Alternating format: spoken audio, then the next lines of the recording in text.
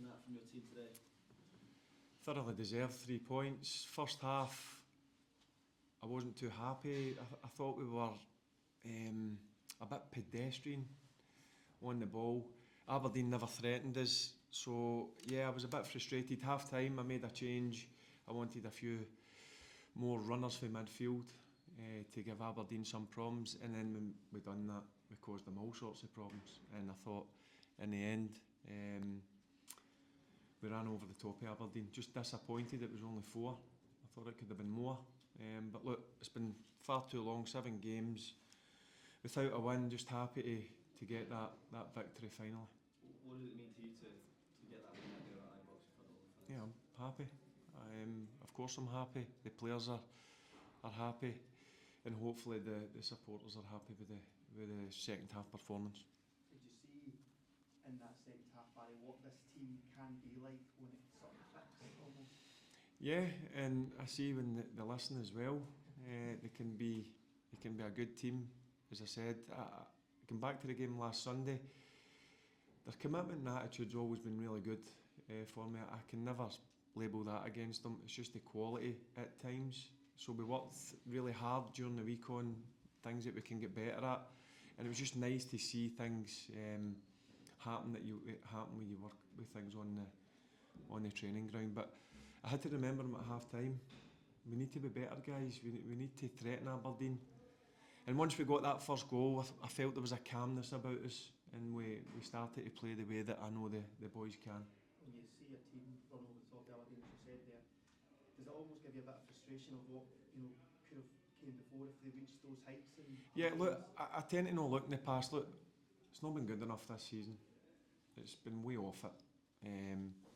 I've come in and I've tried to change it. One thing about I've changed is the attitude of the players been really good. There's been a few bumps, as I've always said. There's certainly a lot of good players in there. They just need to make sure we finish the season strongly, and then we'll take it from there, whatever happens. Barry, that's 10 assists for Raskin this year, 6 of them since you came in. Has that been a conscious effort from you to get him further forward, or is he just really enjoying his football routine? No, I think Nico will tell you he wants to be a number 6. I think he can be a number 6, but also I think he needs to add different attributes to his game. I think he can play further forward, and it's good to have that flexibility. We've had a few arguments, should we say, but I don't mind that. He's a good boy. He's got really good ability. There's no doubt, and I think he's certainly for the turn of the year. His levels of performance have been up there. A few arguments for the DC about yourself, Alan? Yep, too much of myself. That's why I argue with him. But he's got an opinion. I don't mind people with opinions. I just think if he works on things that we speak about, he's got a real chance of playing at the top. Is he something that the team should be looking to build? I didn't hear you there. Is he a player that they should be looking to build the team around next season? I'm not going to get into that, Andy. It's just I don't know his contract situation. No, I'm just going to enjoy as the last couple of games managing and coaching Nico. Barry, are you surprised by how Aberdeen approached that? As you say, they didn't really touch Rangers at all over that whole 90 minutes. Are you expecting more from them? No, they came to frustrate us. That's what I felt. They had a lot of men behind the ball. I kind of thought that would be the way they would approach it. But obviously they're still going for third place. I did mention that. They've still got a cup final to play. But I just, I thought in the first half they were there for the taking. That's the thing that frustrated me a wee bit.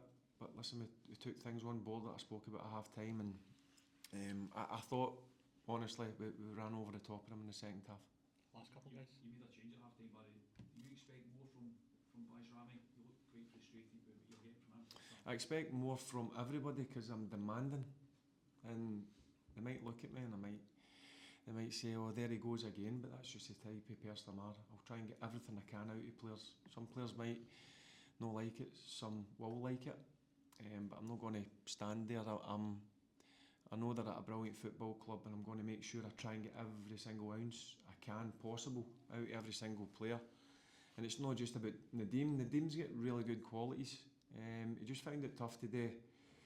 And again, it's one of the ones you have to make decisions. And I made a decision. And I thought, not just Hamza, I thought the other boys that come on have gave me gave me a problem. I want to have a problem. I've not had a problem for a long time, so I've got a problem now. What starting 11? I'm going to have to pick against Dundee United on Wednesday night. Barry, Last two guys. Barry, what's the situation with Oscar Cortes? Is it a fitness thing? Is it I've told you, asked me the question a couple of weeks ago about Oscar and about Danny. I look at people when they train and I have to make decisions. So, will Oscar get an opportunity before the end of the season? Maybe.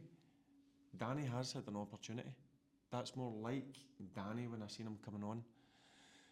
But it's not just about Danny and Oscar that everybody keeps asking me about. There's a lot of players that are not getting much game time, but you need to earn your right to play. You just don't play for the sake of playing. You have to earn the right to be certainly on my team. Last one, Stevie. Barry, can I just ask you about Bailey Rice? Yes. When he came on, he was effortless, looked really classy on the ball. In terms of Rangers maybe progressing forward in years to come, wanting that number 6, that was spoken about quite a lot at the start of the season. Where do you see him? Because you did say he was behind his development. Yes, he Have is. you seen him taking strides, and do you think that he can be the player that you think he can be? Yes, I think he can be a number 6 for Rangers. Again, I get asked quite a lot why you're not playing him. I don't think he's ready to play every single game. Now Bailey will say otherwise, which I have no problem with. But he's got all the attributes that's needed for me to play in that position. He has to work on things. And one thing I will say about Bailey, and Connor's the same, Nico's the same, Dio's the same. They really tune in and listen and understand they need to get better at certain things. So this next 5 days I'll continue to work with Bailey, and hopefully in the future we'll see Bailey be a Rangers number 6, because he certainly has the ability to do that. Thanks, guys. How far away is he from being that player that can start then every week? Bailey? Yeah, he just needs a bit of work.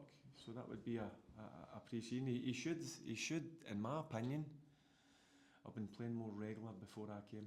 But as I said, I think he's behind development and he needs to work on things, and certainly it's something that we've been speaking about, we've been working on, and he's been tuning in, and that's all you can ask from a young player who everybody knows, I think, highly of him. Thanks, everyone. Cheers. Cheers.